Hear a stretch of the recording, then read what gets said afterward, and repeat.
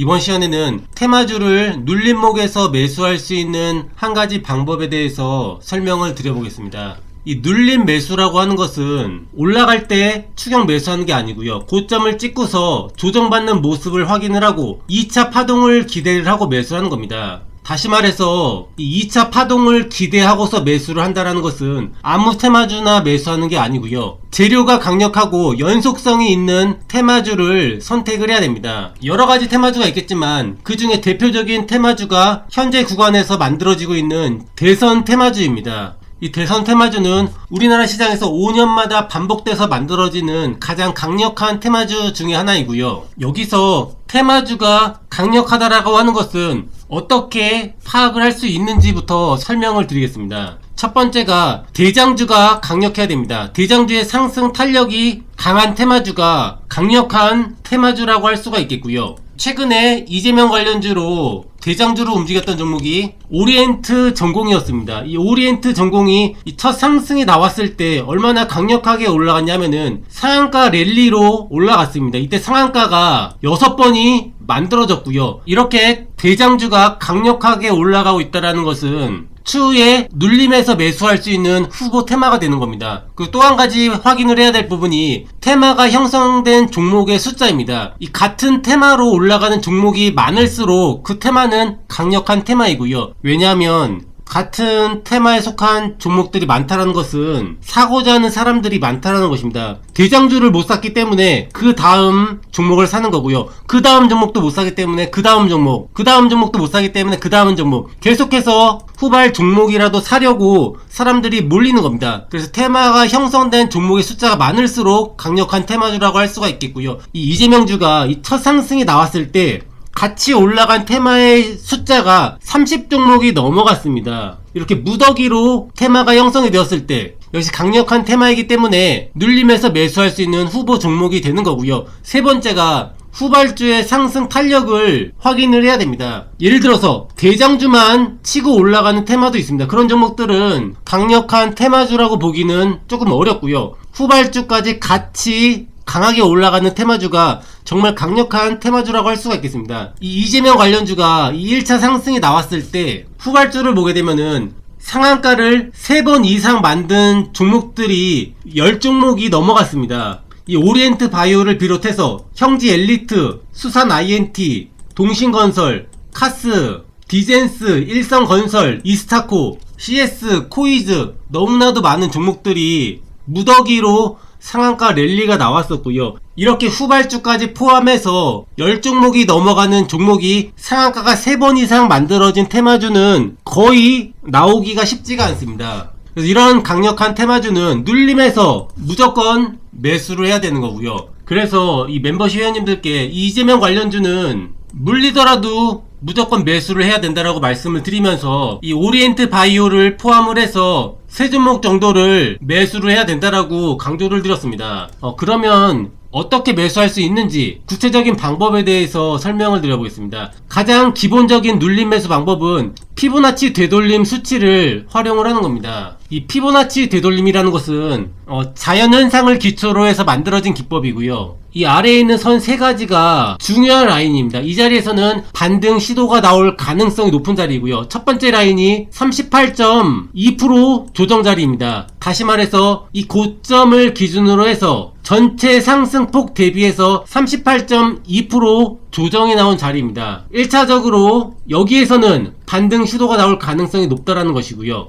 두 번째 라인은 50% 조정 자리입니다. 그리고 세 번째 라인은 61.8% 조정 자리이고요. 이론적으로는 이 고점에서 눌림폭이 작을수록 더 강력한 종목이라고 할 수가 있는데요. 그런데 이렇게 1차 상승이 강력하게 나온 종목은 최소한 50%나 61.8%까지 조정이 만들어지고 올라가는 경우가 상당히 많이 있습니다. 그래서 눌림 매수를 할 때 눌린다고 무조건 매수하는 게 아니고요. 이런 포인트마다 한 번씩 분할 매수를 하게 되면은 효과적인 매수가 될 수가 있는 거고요. 그런데 이 분할 매수를 할 때 또 한 가지 생각해야 될 부분이 있는데요. 어떤 종목을 매수할지입니다. 이렇게 1차 상승 구간에서 20개, 30개, 40개 종목이 무더기로 올라왔기 때문에 이 눌림에서 어떤 종목을 매수할지 2차 상승 구간에서는 어떤 종목이 대장주가 될지를 판단을 해야 되는데요. 왜냐하면은 이 2차 상승 구간에서도 대장주와 후발주의 상승률 차이는 크게 만들어질 수밖에 없습니다. 대장주를 찾아내야 되는데요. 이 눌림에서 어떤 종목이 대장주일지를 판단하는 근거, 가장 중요한 근거는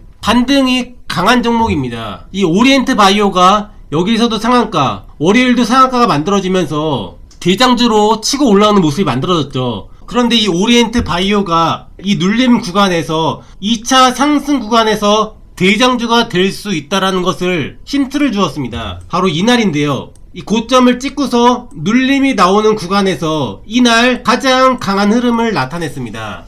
이 형지 엘리트 같은 경우에는 이날 5%의 상승률밖에 나오지 않았는데요. 이 오리엔트 바이오는 장중에 15%가 넘어가는 급등이 만들어졌습니다. 다른 종목들도 마찬가지이고요. 수산 INT 작은 양봉이죠. 동신건설 장중에 상승폭이 굉장히 작습니다. 카스 마찬가지로 상승률이 작죠. 이렇게 조정 구간에서 반등이 나올 때 장중에 가장 탄력이 좋은 종목이 대장주가 될 후보 종목이 될 수가 있다는 것입니다. 그래서 이 오리엔트 바이오는 여러 종목들 중에서 무조건 매수해야 되는 한 종목으로 말씀을 드렸던 건데요. 결국 지금 2차 상승 구간에서 상한가 2번을 포함을 해서 강력하게 전고점을 돌파하는 흐름이 나온 거죠. 여기서 1차 매수, 여기서 2차 매수, 피보나치 되돌림 수치를 이용해서 분할 매수를 했다라고 한다면 이 평단가 기준으로 해서 50%의 상승 구간이 만들어진 겁니다. 이 상승 구간에서 조금이라도 수익을 내면은 좋은 매매가 되었다라고 할 수가 있는 거고요. 결론을 다시 한번 정리를 해드리면 이 테마주를 눌림해서 매수를 할 때는 아무 테마주나 매수하는 게 아니고요. 재료가 강력하고 연속성이 있는 테마주를 선택을 해야 되고요. 이 강력하다라고 하는 것은 어떻게 판별을 할 수가 있냐면은 대장주의 상승 탄력이 강해야 됩니다. 대장주가 상한가 랠리가 나오고요. 두 번째로 이 테마가 형성된 종목의 숫자가 많을수록 강한 테마주입니다. 20개, 30개 무더기로 같이 올라가는 종목들이 있어야 되고요. 세 번째는 후발주의 상승 탄력 또한 강해야 됩니다. 이 이재명 관련주처럼 대장주를 포함해서 후발주까지 10종목, 20종목 무더기로 상한가가 3번 이상 만들어졌다는 것은 정말로 엄청나게 강력한 테마주라는 것이고요. 이렇게 강력한 테마주는 눌림에서 분할 매수를 할 수가 있는데요. 이 눌림에서 분할 매수를 할 때 아무 데서나 매수하는 게 아니라 이 피보나치 되돌림 수치를 이용을 해서 이 38.2%, 50%, 61.8% 이런 구간마다 분할 매수를 하면은 유리하게 매수를 할 수가 있는 거고요. 그리고 2차 상승 구간에서 대장주를 잡기 위해서는 조정 구간에서 반등이 나올 때 반등 탄력이 강한 종목이 대장주가 될 후보 종목이 될 수가 있습니다. 그래서 이런 전체적인 흐름을 이해를 하시면 이 테마주를 눌림해서 매수를 할 때 조금이라도 성공 확률을 높일 수가 있다라고 생각을 합니다. 그래서 이런 방법들도 한번 생각을 해보시면 좋을 것 같고요. 2024년도 주식시장이 정말로 쉽지가 않았는데요. 2025년도에는 모든 주식 투자자분들이 좋은 수익을 낼 수 있는 한 해가 되기를 진심으로 바라보겠습니다. 감사합니다.